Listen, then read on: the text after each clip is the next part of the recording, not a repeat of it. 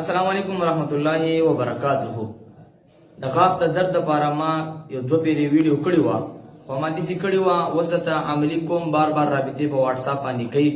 نو عملی طریقه د دې اجازه او د هغې پوره طریقه درته ښیم انشاءالله. ډېر اسانه وظیفه ده، هر سړی زده کولی شي، که عام دی که عالم دی که مدرس دی که هر سړی دی.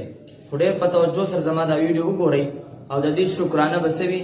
د دې شکرانه دا ده چې دا بلاول مخکې شیر کوئ. ویډیو د کتو نه مخکې شیر کې مسلمانانو ته ورسوئ. ډېر خلک په دې کې اخته وي، غاښونو باندې درد راشي، غاښ یې بس دغه شان نیولی او درد یې پې.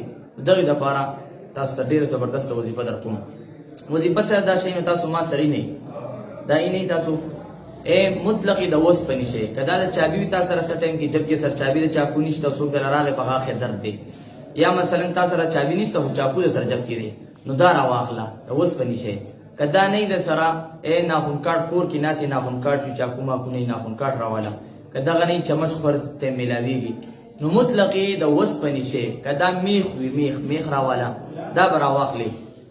ما ته ناست دی زموږ دا شاګرد قاري عباس صاحب پریکټیکلي د خیمه دغه شانتې دغه وکړئ. طریقې کار څه دی چې تاسو به دا راواخلئ د اوسپنې شی او 3 پیرې درود شریف، چې کوم درود شریف تاسو له درځي، صلی الله علیه وسلم، اللهم صل علی سیدنا محمد وبارک وسلم، اللهم صل علی سیدنا محمد وعلى آله وبارک وسلم، چې کوم تاسو له درځي 3 پیرې به ووایئ.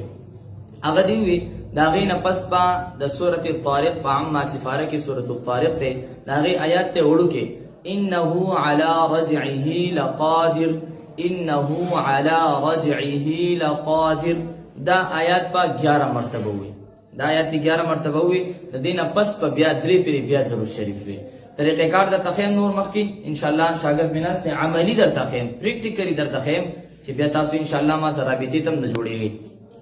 خو هغې نه مخکې ته یو ګزارش کوم چې زمونږ دغه پیج د سره فالو هم کوئ، چې زموږ هره ویډیو تاسو ته دررسي. اکثر ملګري رابطه وکړي وایي چې تاسو دا لینک چا راولېږو او تاسو مونږ ته خپل نمبر راکړي. نو زه ورته وایم دغه کې زما په دې پیج باندې نمبر هم شته، دا فالو کړو زما ویډیو به درځي.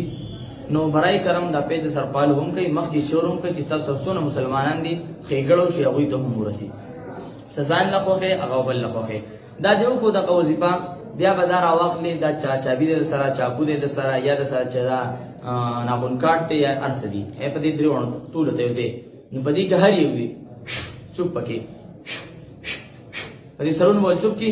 بیا به راولې هرې سره ته خوله ګوره کم غاښ دی، یا رانځي ده غاښ دا دی، دا غاښ درد دی، نو دې له به داسې ټک په ورکړي 3 پیرې ټک چې ورکړو. دا بل خوب دی، دغه درد کوي، دغې له به ټک ورکړي او داسې ورشوب به پکې. دغه طریقې کار دی انشاءالله. د الله په حکم سره دا به په 15 منټه کې 2 منټه کې 3 منټه کې بالکل درد به د الله کلام کې ډېر طاقت دی کنه. نو انشاءالله الله پاک به درد ختم کی. دغه طریقې کارو د غاښ د دردو چې د اوسپنې مطلق شی به راوالئ 3 پیرې به مخکې درود شریف وایئ، بیا انه علی رجعه لقادر دا به 11 پیرې وي، بیا به د هغې نه بعد وروسته 3 پیرې درود شریف وایئ او بیا به په دې کې دا شی راوالئ چې هر د اوسپنې شی په سر به ورچوب کړي او هغه ځای به داسې وټکي 3 پیرې او بیا به هغه ورچوب کړي.